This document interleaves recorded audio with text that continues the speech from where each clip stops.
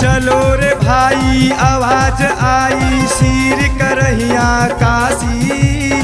चलो रे भाई आवाज आई सिर करहिया काशी। जय जय बोल गुरु रविदासी, जय जय बोल गुरु रविदासी, जय जय बोल गुरु रविदासी, जय जय बोल गुरु रविदास। गुरु पावन चरणों में बन के रहो दास और दासी। जय जय बोल गुरु रविदासी, जय जय बोल गुरु रविदासी, जय जय बोल गुरु रविदासी, जय जय बोल गुरु रविदासी।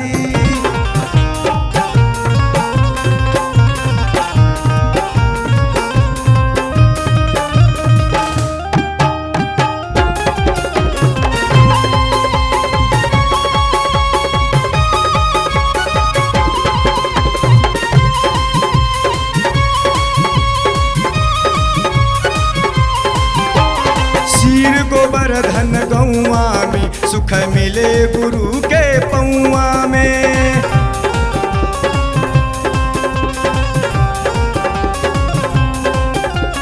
शीर गोवर्धन गौआ में सुख मिले गुरु के पौआ में। सब जन मन सतगुरु चरण में रूप सदा अविनाशी। जय जय बोल गुरु रविदासी, जय जय बोल गुरु रविदासी, जय जय बोल गुरु रविदासी।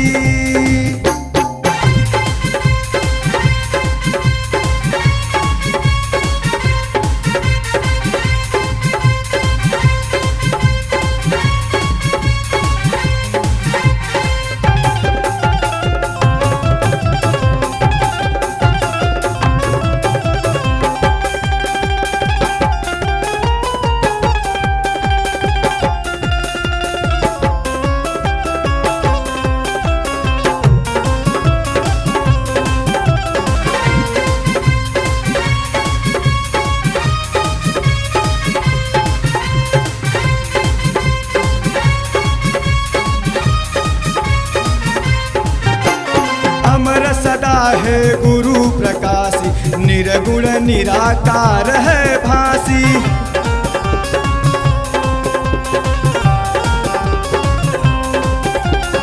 अमर सदा है गुरु प्रकाशी, निर्गुण निराकार है भासी। आस लगाओ गुरु चरण में कटे गले की फांसी। जय जय बोल गुरु रविदासी, जय जय बोल गुरु रविदासी, जय जय बोल गुरु रविदासी, जय जय बोल गुरु रविदासी।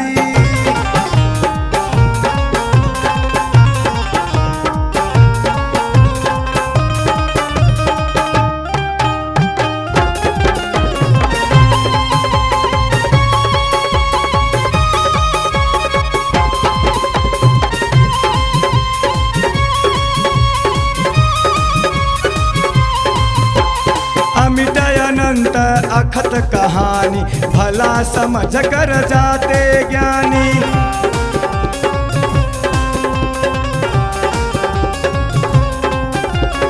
अमिट अनंत अखत कहानी, भला समझ कर जाते ज्ञानी। निर्मल पावन चरण के पाई भज गुरु रविदासी। जय जय बोल गुरु रविदासी, जय जय बोल गुरु रविदासी, जय जय बोल गुरु रविदासी, जय जय बोल गुरु रविदासी।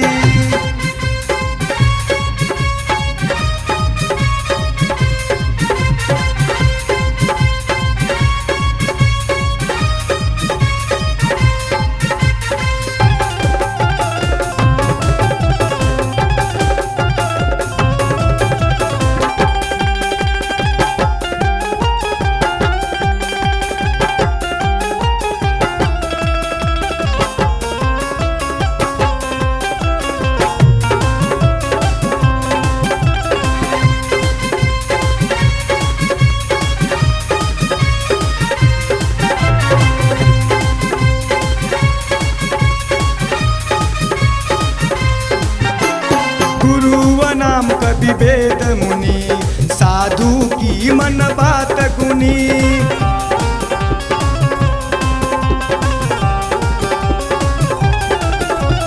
गुरु नाम कवि वेद मुनि, साधु की मन बात गुनी। होरी लाल कौशल के पासी, साच गुरु रविदासी। जय जय बोल गुरु रविदासी, जय जय बोल गुरु रविदासी, जय जय बोल गुरु रविदासी, जय जय बोल गुरु रविदासी। चलो रे भाई आवाज आई, सिर करहिया काशी। चलो रे भाई आवाज आई,